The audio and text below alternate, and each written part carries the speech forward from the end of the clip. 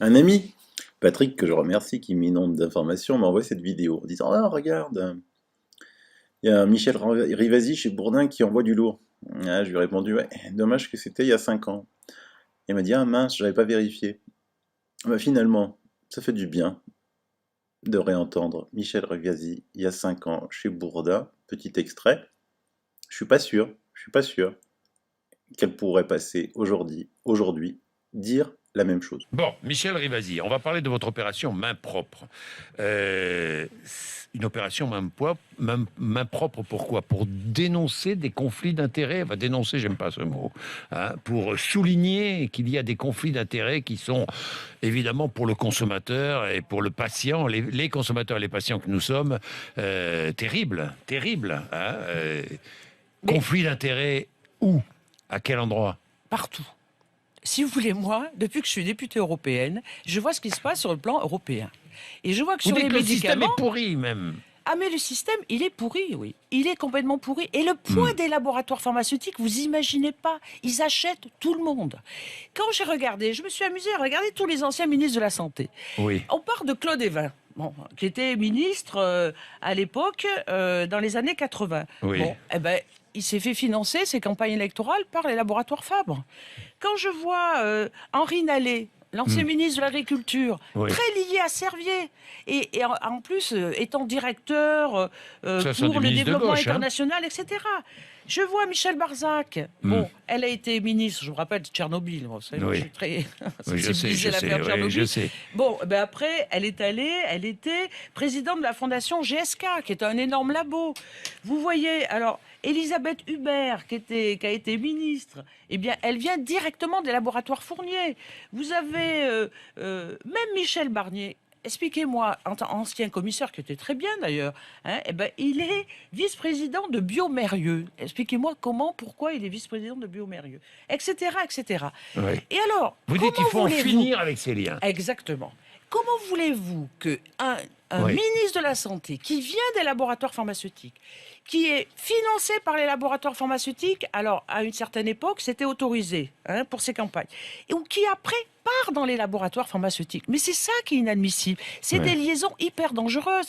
Alors après, moi je m'aperçois que, par exemple, entre la France et l'Italie, on a des différences de prix des médicaments énormes. Mhm. Alors qui fixe le prix des médicaments? Eh bien, il n'y a pas plus opaque que ça. C'est un comité économique des produits de santé où il y a l'administration, il y a les ministères, Mhm. etc. Il y a les assurances, mais il n'y a absolument pas d'usagers, il n'y a absolument pas d'ouverture et on ne sait pas sur quels critères, parce que c'est pas que la santé, c'est aussi l'économique. Alors, la France est le pays qui rembourse le mieux les médicaments en Europe. Tout à Il faut le fait. savoir. Les Français paient plus cher les génériques que partout ailleurs en Europe. Vous demandez un alignement sur les prix des médicaments pratiqués par nos voisins. Exactement. Et on a le cas, rappelez-vous, le Oui, sofosbuvir, le oui, célèbre sur l'hépatite C, oui. 45 000 euros pour 12 semaines sur des patients. C'est un labo qui fait le forcing et qui fait des molécules hyper chères. Pourquoi il n'y a pas eu l'alliance des 5 pays? Pourquoi la France n'a pas demandé à la Belgique, à l'Allemagne, à l'Angleterre? Eh bien, essayons de nous réunir pour diminuer le prix de ce médicament. Où on avait un truc extraordinaire, c'était de dire, eh ben, on fait la licence obligatoire. C'est-à-dire que dans le cas de l'urgence, puisqu'on a plus de 25 000 personnes atteintes de l'hépatite C, eh bien, on va demander, on va faire l'ouverture par rapport à ce brevet et on va demander à d'autres laboratoires. On a la possibilité de le faire, même par rapport à l'OMC. On ne le fait pas. Pourquoi?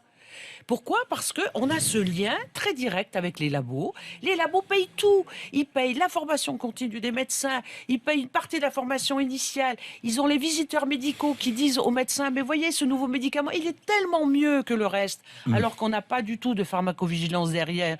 Et il n'a pas, mm. si vous voulez, une valeur ajoutée par rapport à des médicaments qui existent. On est, et puis je vois les ministres qui vont après dans les labos, qui sont Mais Michel vice-présidents de GSK. Rivasi, Mais oui. il faut tout revoir. Ben, vous tout revoir, c'est pour ça que vous lancez cet appel, signé par des parlementaires, des professeurs de médecine, des chercheurs, des représentants associatifs qui luttent contre la corruption et pour un égal accès aux soins. Vous vous êtes inspiré de ce qui a été fait en Italie, je crois, hein, Michel Alors, Rivasi. en Italie, aux États-Unis, Oui, regardez en France, depuis qu'il y a la haute autorité sur la oui, transparence sur la vie publique, oui. on a eu accès à des données. Il y a même certains ministres qui sont partis. Ou bon. Moi, je voudrais qu'on étende ça à toute l'administration sur la santé. Regardez, on a, par exemple, le président de la Haute Autorité sur la Santé. Eh bien, quand il a été auditionné par le Sénat et l'Assemblée nationale, il a dit, j'ai pas de conflit d'intérêt. Et puis après, quand même, il s'est dit, oulala, je vais être attaqué. Eh ben, si j'ai été payé plus de 200 000 euros par plein de laboratoires. Et cette personne-là, elle est responsable de l'évaluation des médicaments. Vous trouvez ça normal, vous? Donc, vous voyez bien qu'à un moment, il faut avoir un organisme d'évaluation, un organisme de contrôle et un organisme de sanction. Il faut sanctionner ces gens-là. Un ministre de la Santé, les gens du cabinet d'un ministre de la Santé ne doivent pas venir dans le laboratoire.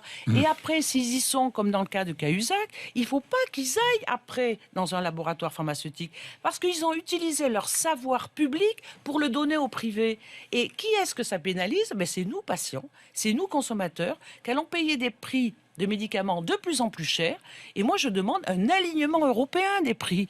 Je demande une ouverture sur les appels d'offres. Il est anormal qu'un labo nous dicte sa loi. Un labo doit être soumis à la politique et non pas soumettre les politiques. 5 ans plus tard, cette prestation télévisée, qu'est-ce qui a vraiment changé? Rien.